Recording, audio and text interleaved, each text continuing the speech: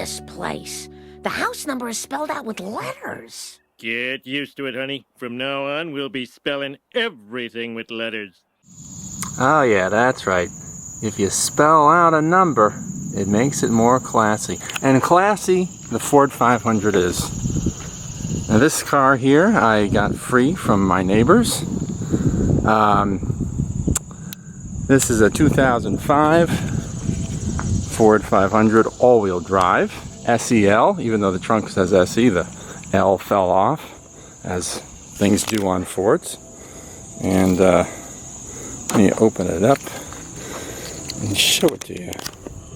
So this car is, well, it's got a bit of, looks like just surface rust here. The paint chipped off, probably because this is protruding from the door like this, which means it's going to get hit with rocks and things. The only rust we really have is right here. That's not through yet or anything, so probably going to sand that down and just spray it. Now if we take a look inside, you'll find that the interior is in pretty decent shape. Again, this is an SEL, so it's nicely equipped. Now, this car was free for a reason. It has 187,000 miles. A shitty battery, apparently. And let's close the door so we can get rid of these lights. Yeah, we got a check engine light on. This thing is a definite misfire. It's got 187,000 miles on it. My neighbors bought it new in late '04, I believe. It's got a nice aftermarket JVC stereo. I see a lot of these Ford 500s and Mercury Montegos with replacement stereos, so the original ones must have sucked. Got some neat features here. A box, you know. I mean, you know, it's got a pretty giant center console there. And let me show you the trunk real quick.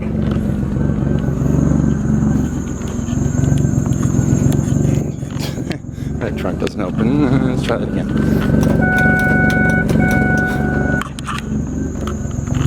There we go.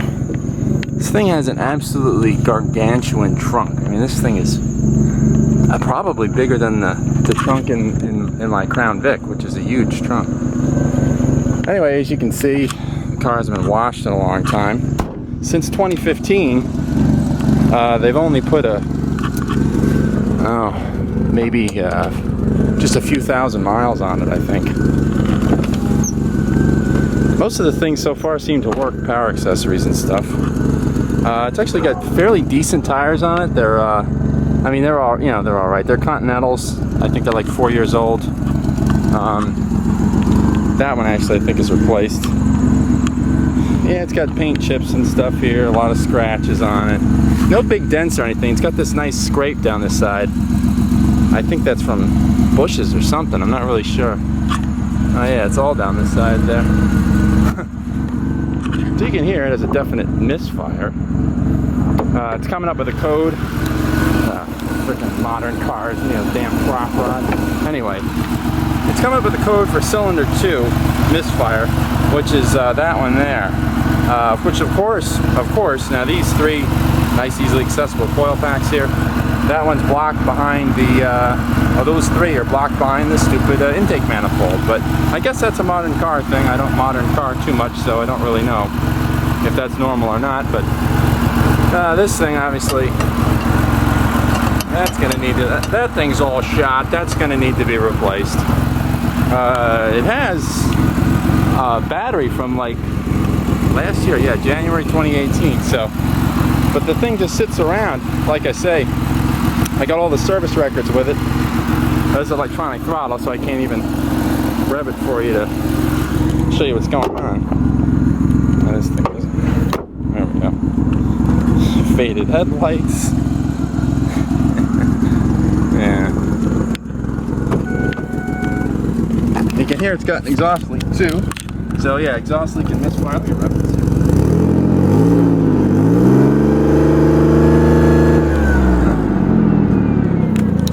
Funny, it seems to misfire more. It seems to miss more at idle than it does when you're giving it gas. It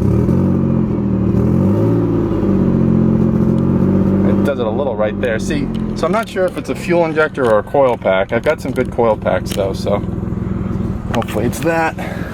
Let me show you the back seat. You know, not too bad for a car that had grandkids in it a lot, you know.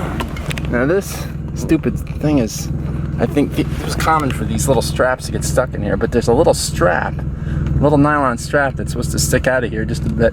You pull it and the seat folds down, so when you fold the seat back down, you've got 10 feet of storage from the passenger floor area all the way to the back of the trunk, which is pretty awesome for a sedan. So we'll just shut this thing off right now. There we go. Oh, I probably should have put the window up when it was running. Anyway, so you can see it did have all the nice steering wheel controls for the original radio, which of course don't work. Oh, it's got an auto up window. Awesome.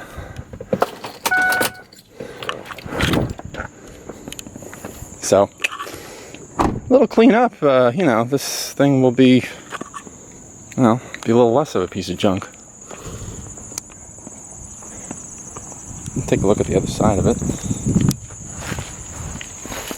Yeah, boy, that's some nice scrapes along there. Yeah, this thing must have scraped something repeatedly to get that kind of scrapes. I don't know if they're bushes, maybe they're like rose bushes up in their driveway or something. So they bought a new car in 2015 and sort of kept this around as a second car. And then they bought a new second car like last fall or something. So this has really just been completely unused. One good thing is, for me, it has an inspection sticker that is good until November of 2020. So I got a while to take care of any potential check engine light issues. So I went under the car, and from what I can tell, the exhaust leak is where one of the cats, modern cars have a lot of cats I guess, meets the pipe is a flange that's supposed to be held together with two bolts. And I don't think we can see it from underneath, but we'll try. Yeah, believe it or not, it's not that incredibly crappy looking flex pipe. Not yet. I don't think it's visible there. I believe that we're just barely able to see the flange right there. So the two bolts that hold it together are rusted off.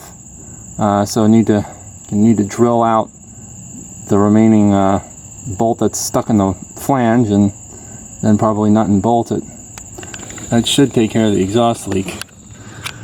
And then we'll see about the engine. As far as everything else, it seems to run and it seems to drive all right. It could certainly benefit from new front shocks. The front is pretty bouncy. They're probably original, or if they were replaced, they were replaced a long time ago. So anyway, I think for a few $100s, you can probably get this thing going. And of course, it's not for me though. I think I have enough. Even though this was a car that, when it came out, I really was interested in.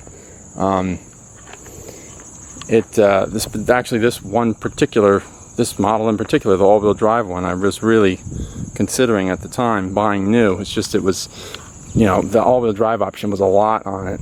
I think it added another few $1,000s. So it was a little difficult for me at the time. I was just like, I think I just started a full-time job and, you know, was making okay money. But I didn't have a whole lot saved. So anyway, this car is going to be for my aunt, who has an old Saturn Ion that may need well over $1,000 worth of repairs, and in addition to that, has a crippling computer or sensor type issue that crops up every now and again, which makes the car almost undrivable. But of course, whenever a mechanic looks at it, the car is running beautifully. And my aunt, she doesn't drive a whole lot. Maybe if she puts on 3,000 miles a year on a car, it'd be a lot. So for her, even though this car has high mileage, it probably lasts her a few years, just because she really doesn't drive much. And in the winter, she's off to Florida, flies, not drives.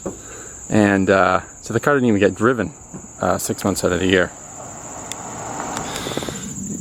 Yeah, his L fell off. Yeah.